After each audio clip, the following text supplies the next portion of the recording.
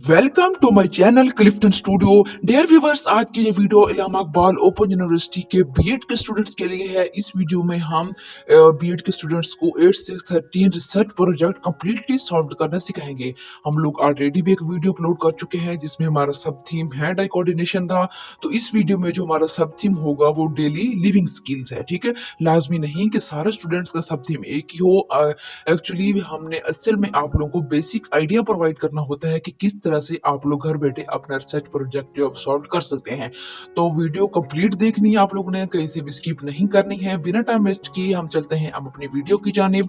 इस वीडियो में जो है मेरा थीम जो है वो developing soft motor skills in students है, जो कि सब स्टूडेंट्स का जो स्प्रिंग 2024 के बैच के स्टूडेंट का सेम होता है। ठीक है, सेम है। और मेरा जो सब थीम है वो डेली लिविंग स्किल है। और सब थीम को सॉल्व करने के लिए मैंने जो टेक्निक यूज की है वो है मेरी ब्रेन स्टॉर्मिंग। ठीक है, मेरा जो टॉपिक है वो improving daily living skills through brain storming among grade 5 students है। अब लाजमी नहीं कि सारे स्टूडेंट्स का टॉपिक सेम ही हो या टेक्निक स्ट्रेटजी सेम ही हो। ठीक है, सब ने अपने टेक्निक यूज की होगी, एक्टिविटी यूज की होगी। तो यहाँ पे एक्चुअली हम आप लोगों को बेसिक आइडिया प्रोवाइड कर रहे हैं कि आप लोगों ने किस तरह से अपने इस सब थीम को लेके इसको सॉल्व करना है। यहाँ पे मैंने नेम ऑफ द स्कूल लगा, जिस स्कूल में मैंने अपनी रिसर्च की है मैंने अपने स्कूल का नेम लिख दिया है। आप लोगों ने अपनी किसी भी करीबी स्कूल का नेम लिखना है, क्योंकि आप लोगों ने अपने तौर पर रिसर्च करनी है अपने सब थीम और अपने टॉपिक को जो है मद्देनजर रखते हुए आप लोगों ने जो है वहाँ का करीबी स्कूल सेलेक्ट करना है। अच्छा, यहाँ पे स्कूल का नेम लिखने के बाद वो कह रहे हैं कि आप लोगों ने ओवरऑल बैकग्राउंड लिखना है, किसका, पार्टिसिपेंट्स का। मीन के हमारे असल मेन पार्टिसिपेंट्स तो हमारे स्टूडेंट्स है ना, स्टूडेंट्स का। इसके अलावा जिस एरिया में स्कूल वाक़ा है उस एरिया का बैकग्राउंड, उस बैकग्राउंड में लिखना क्या है हमने, सोशियो इकोनॉमिक स्टेटस लिखना है वहाँ के लोगों का, वहाँ के लोगों का प्रोफेशन बताना है क्या था, और वहाँ के लोगों का लिटरेसी रेट क्या था, उनकी एकेडमिक क्वालिटी क्या थी, and any other special traits of community बताने हैं हमने। ठीक है, अब लाजमी नहीं कि जो बैकग्राउंड उन्होंने यहाँ पे कहे हुए हैं वो सारे डिस्क्राइब कर दें, हम इनमें से कोई 3 से 4 ही भी सिर्फ कर सकते हैं लिहाजा। ठीक है, तो सबसे पहले मैंने बैकग्राउंड लिखा। आप लोग सामने लिखा देख रहे हैं कि background information serve as a critical foundation for me to understand the challenge and opportunities to that influence the my project outcomes. ठीक है, तो इसके बाद जो है सबसे पहले मैं अपने प्रोजेक्ट के पार्टिसिपेंट्स का बैकग्राउंड लिखूंगा। मेरे पार्टिसिपेंट्स जो हैं वो स्टूडेंट्स हैं, जैसे कि आप लोगों को पता है। तो मैं जो हूँ इसलिए स्टूडेंट्स का बैकग्राउंड यहाँ पे अपने रिसर्च प्रोजेक्ट के अंदर स्टूडेंट्स का बैकग्राउंड जो है थोड़ा सा ब्रीफली डिस्क्राइब कर लूंगा। ठीक है, क्योंकि मेरी मेन पार्टिसिपेंट्स स्टूडेंट्स हैं। तो मैंने बैकग्राउंड ऑफ स्टूडेंट्स लिखा।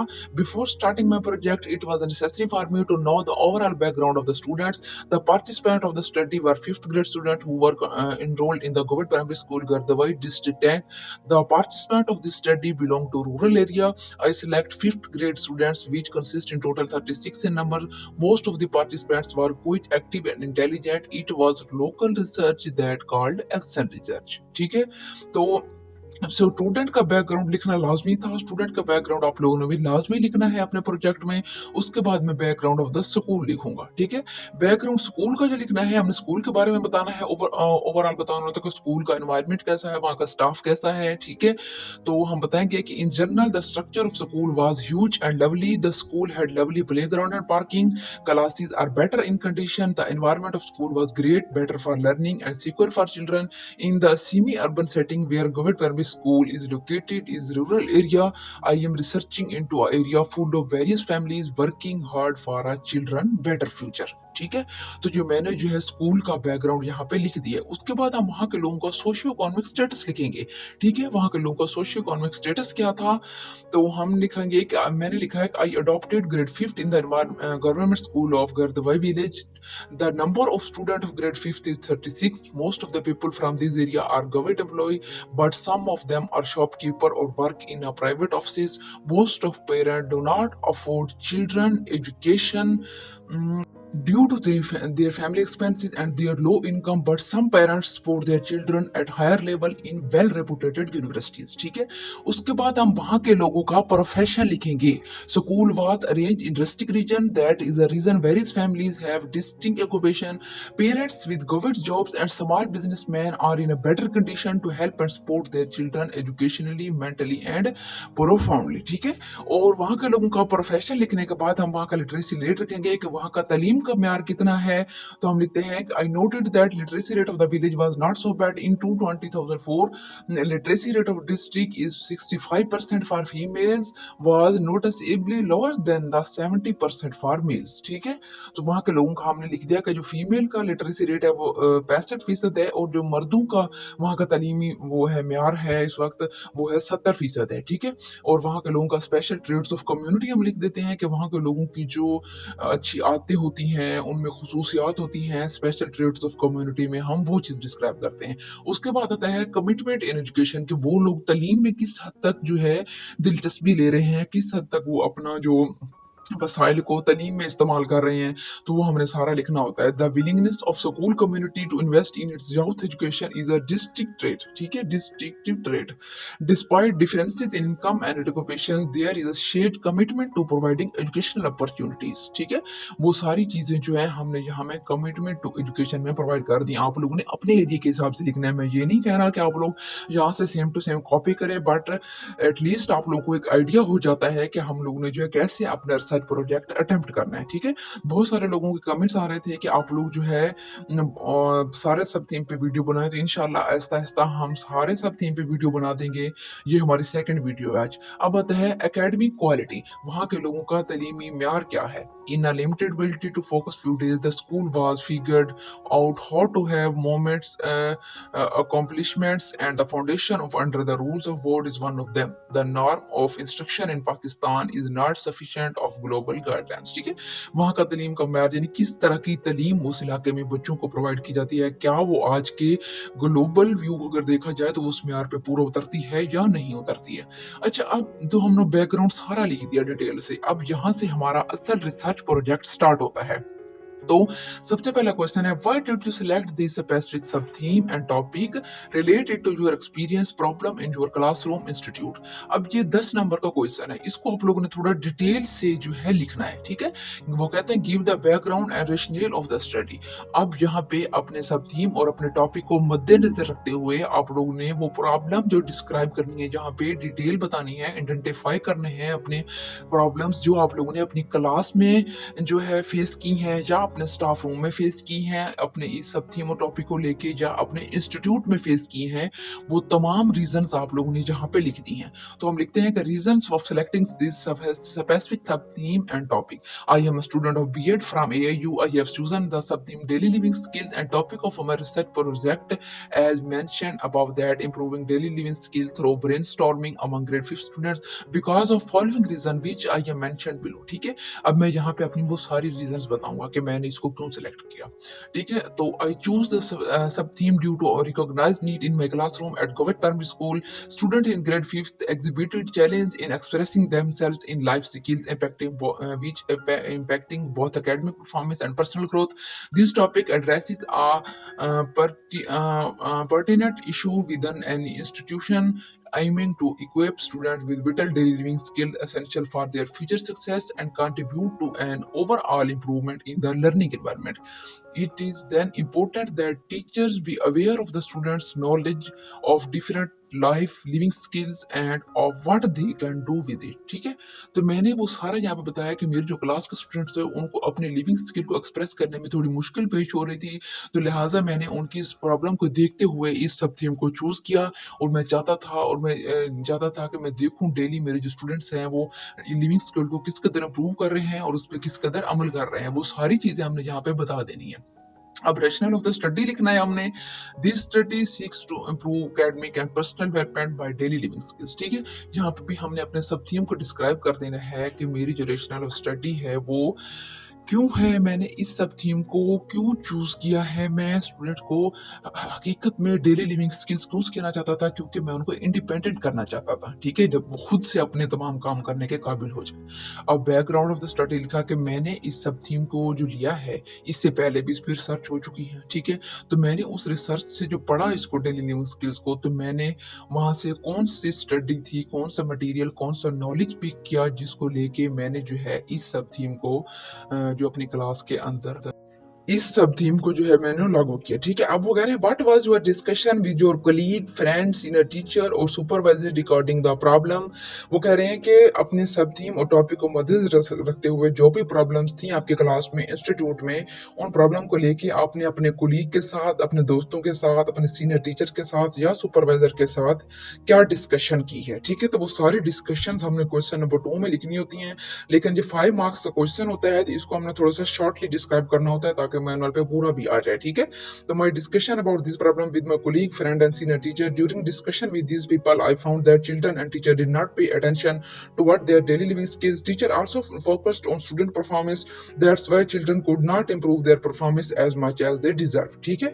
तो मैंने बताया कि जो टीचर थे, मैंने गौर किया टीचर भी बच्चों को डेली लिविंग स्किल पे तवज्जो नहीं दे रहे थे, उतनी तवज्जो नहीं दे रहे थे जितनी कि बच्चे डिजर्व करते हैं, तो इसलिए उनको जो मुश्किल हो रही थी। अब डिस्कशन वो कुलीग लिख देनी है मैंने, ठीक है? मैंने जो अपने कुलीग के साथ, अपने स्टाफ के साथ जो डिस्कशन की इस प्रॉब्लम को लेके, डेली लिविंग स्किल्स को लेके, वो डिस्कशन हमने यहाँ पे प्रोवाइड करनी है।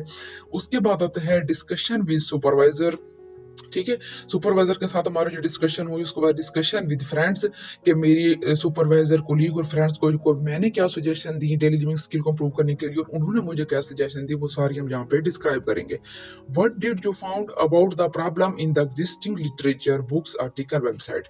अब ये 10 मार्क्स का क्वेश्चन है। अब हमसे पहले भी मुख्तलिफ वेबसाइट्स पे इस सब थीम पे सर्च हो चुकी है, आर्टिकल्स भी लिखे जा चुके हैं, बुक्स भी लिखी जा चुकी हैं, तो हमने वहाँ से बुक से, आर्टिकल से, वेबसाइट से जो डेटा लेना है वो हमने यहाँ पे मेंशन करना है, साइट करना है। और क्वेश्चन नंबर 3 और क्वेश्चन नंबर 13 हमने गूगल स्कॉलर वेबसाइट से अटेम्प्ट करने होते हैं। और वो कैसे अटेम्प्ट करने होते हैं, इसके लिए हमने एक सेपरेट वीडियो बनाई हुई है और उस वीडियो का लिंक हमने इसी वीडियो के डिस्क्रिप्शन में दिया हुआ है, आप लोग वहाँ से डिटेल से देख सकते हैं। और इसके अलावा क्वेश्चन नंबर 3 में हम गूगल स्कॉलर से आर्टिकल लेने के अलावा भी अपने टॉपिक और अपने सब थीम से रिलेटेड कोटेशंस गूगल से भी ले सकते हैं, ठीक है? गूगल की वेबसाइट से भी सर्च कर सकते हैं, लेकिन ये है कि कोटेशन जो भी लें, उससे रिलेटेड कोट जो भी लें, उसके साथ उसका राइटर नेम और जिस डेट को उसने वो जो कोटेशन लिखा है वो लाजमी आप लोगों ने मेंशन करना है, ठीक है? वरना आप लोगों का प्रोजेक्ट फेल हो जाएगा। क्वेश्चन नंबर 3 और 13 आप लोगों ने बहुत एहतियात से अटेम्प्ट करने होते हैं, ये समझो ये पूरे प्रोजेक्ट की जान होते हैं, ठीक है? ये दोनों क्वेश्चंस तो आप लोगों ने भी सेम इसी तरीके से डिटेल से अटेम्प्ट करने हैं। अब है what are the major variable construct of your project, give definition, description from literature, ठीक है? अब यहाँ पे मेजर वेरिएबल, अब जो हमारे प्रोजेक्ट के वेरिएबल होते हैं ना, वो 2 मेजर वेरिएबल्स होते हैं। असल वेरिएबल 2 होते हैं। मेजर वेरिएबल होता है हमारा थीम जो कि सबका सेम होता है। उसके बाद 2 वेरिएबल होते हैं, एक होता है डिपेंडेंट वेरिएबल, एक होता है इंडिपेंडेंट वेरिएबल।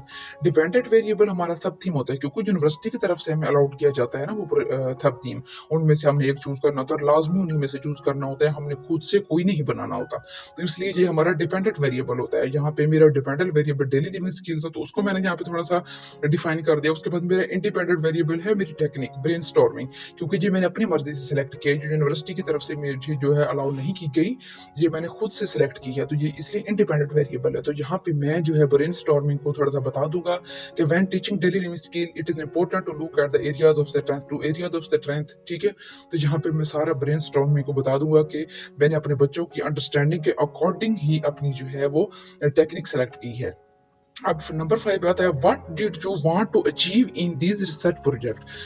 मुझे भी 5 नंबर का क्वेश्चन है। अच्छा, अब यहाँ पे वो कह रहे हैं कि आप लोग इस रिसर्च प्रोजेक्ट में क्या अचीव करना चाहते हैं, आप लोगों की एम क्या है, यानी कि आपने जो इस सब थीम को भी सिलेक्ट किया और टॉपिक को भी किया, तो क्यों किया, क्या अचीव करना चाहते हैं। यहाँ पे हमने objective of the research project लिखने होते हैं, हमने क्रिटिकल क्वेश्चन लिखने होते हैं और अपना पर्पस ऑफ स्टडी लिखना होता है। तो यहाँ पे मैं अपने ऑब्जेक्टिव्स बता दूंगा, ठीक है?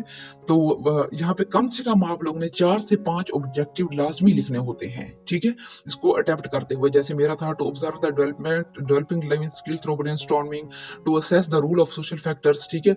तो रिसर्च क्वेश्चन जो था मेरा, this study aim to make an opinion, critical question जो थे मेरे, ठीक है, जहाँ पे क्वेश्चन भी आप लोगों ने कम से कम 3 से 4 लाजमी लिखने होते हैं। अब अगला सवाल है, who are the participants in your project. ये भी 5 मार्क्स का क्वेश्चन होता है, तो मार्क्स को मद्देनजर रखते हुए आपने इसको शार्ट सा बताना होता है, ठीक है।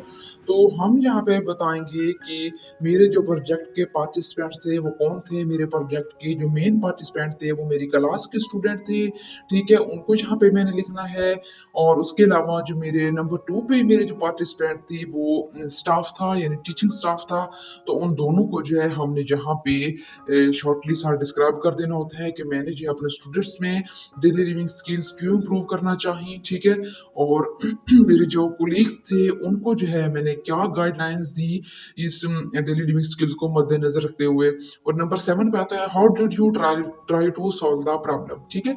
जहाँ पे वो कह रहे हैं narrate the process step wise, हमने स्टेप बाय स्टेप पूरा प्रोसीजर बताना होता है कि मैंने किस तरह से इस मसले को हल किया। पूरा प्रोसीजर हमने बताना होता है कि हमने क्या मेथड यूज किया इसको सॉल्व करने के लिए, मेरा डेटा कलेक्शन टूल क्या थे, ठीक है।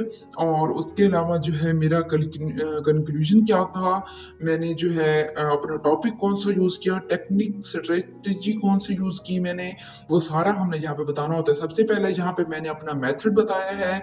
मैंने जो मेथड सबसे पहला यूज किया इस मसले को सॉल्व करने के लिए ब्रेनस्टॉर्मिंग को लेके, तो वहां पे था मेरा ग्रुप डिस्कशन था। Firstly I use group discussion method. Children were participated into group discussion. I start my group discussion activity by selecting a specific daily living skill. ठीक है, तो such as time management. After selecting the specific living skill, I present a real life example such as what are some effective ways to manage your time when you have multiple tasks to complete in a day. I allow students to share their ideas freely without judgment. This method not only improved daily living skills of my class participants but also encourage critical thinking, creativity and collaboration among them. यहाँ पे method को shortly सा define करने के बाद मैं अपने data collection का मेथड बताऊंगा। मैंने जो है ऑब्जर्वेशन शीट यूज की है डेटा कलेक्शन के लिए। उसके बाद मैंने reach out of to family, यानी बच्चों के पेरेंट्स के साथ कांटेक्ट किया, सिर्फ ये जानने के लिए कि बच्चे अपने ज्यादातर वक्त किन कामों में जो है सर्व करते हैं। उसके बाद मैंने ब्रेनस्टॉर्मिंग को डिस्क्राइब किया, ठीक है। मैंने बच्चों के जो प्रीवियस नॉलेज, उनके इमोशंस गैस किए कि वो डेली लिविंग स्किल्स को लेके किस कदर जज्बाती हैं और किस कदर सीखने में इंटरेस्टेड हैं। उसके बाद है what kind of instrument were used to collect the data, how was the instrument developed. अब यहाँ पे हमने डेटा कलेक्शन इंस्ट्रूमेंट बताने हैं, डेटा कलेक्शन टूल्स बतानी है। ये आप लोग क्वेश्चन जो है गूगल वेबसाइट्स किसी से भी गूगल से सर्च कर सकते हैं, वहां पे आप लोगों को तमाम डेटा कलेक्शन टूल प्रोवाइड कर दिए जाते हैं। लेकिन जो आप लोगों ने डेटा कलेक्शन टूल लेने हैं, आप लोगों ने अपने सब थीम एंड टॉपिक को मद्देनजर रखते हुए डेटा कलेक्शन टूल जो है वो चूज करने हैं। मैंने जो यूज किए हैं वो ऑब्जर्वेशन है, सर्वेज है, इंटरव्यूज हैं, ठीक है, और पोर्टफोलियोज हैं, ठीक है, जो मैंने यहाँ पे डेटा कलेक्शन टूल यूज किए हैं। तो आज की वीडियो इतनी ही काफी है। अगर हम पूरा इसमें प्रोजेक्ट बनाते तो वीडियो बहुत लंबी हो जानी थी। इंशाल्लाह नेक्स्ट पार्ट हम अगली वीडियो में आप लोगों को बनाना सिखाएंगे। तो आज की वीडियो को हम यहीं पे ही ख़त्म करते हैं। आई होप कि आप लोगों को बहुत अच्छे से इसकी समझ आ चुकी होगी, कोई भी आप लोगों को मसला नहीं होगा। अब हम इंशाल्लाह थर्ड सब थीम पे भी बहुत जल्द वीडियो बनाएंगे। आप लोगों ने जो है हमारे चैनल के साथ कनेक्टेड रहना है। शुक्रिया।